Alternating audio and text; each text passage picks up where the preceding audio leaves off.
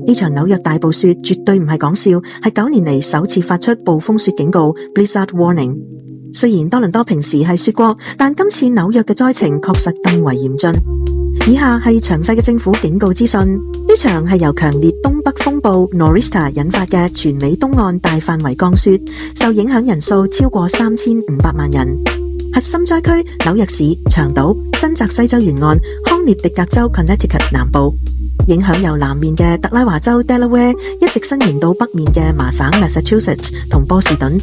紐約市細節5個區全線受影響，積雪普遍預計由12寸到24寸，約30到60厘米，局部地區如長島或新澤西，甚至可能高達28寸。緊急狀態，紐約州長、新澤西州長及麻省州長均已宣布全州進入緊急狀態 （State of Emergency）。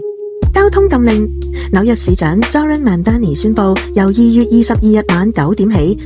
全面禁止所有非必要交通工具進入紐約市街道、橋梁同公路，違者可能會被罰款。紐約市公立學校喺2月23日星期一全日停課，而且市長強調係傳統雪假 Classic Snow Day， 無需遠程上課，等細路可以安全留喺屋企。公共交通 LIR 長島鐵路同地鐵露天路段已陸續暫停服務，大部分航班已被取消。降雪速度最瘋狂時期，每小時落2到3寸雪，能見度接近0。Whiteout conditions， 強風沿岸陣風時速高達55到70英里，約88到112公里，威力接近熱帶風暴級別，極易導致樹木倒塌同大規模停電。沿岸地區如 Staten Island 同長島南岸面臨中度海水倒灌威脅。多倫多今次好彩，今次風暴嘅路徑偏向沿岸 Coastal Track， 動力主要來自大西洋嘅濕氣。多倫多處於風暴嘅邊緣偏內陸，雖然有低溫同少量飄雪，但降雪量同風力遠遠不及紐約。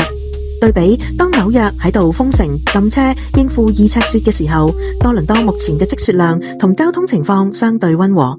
只需正常清理少許積雪即可，生活如常。小編提提你，如果你有親友喺紐約，請提醒佢哋遵守晚上9點開始嘅交通禁令，因為喺暴雪期間，如果車輛被困路中，會嚴重阻礙鏟雪車同救護車工作。多謝收睇，我哋係非常一般707，下次見。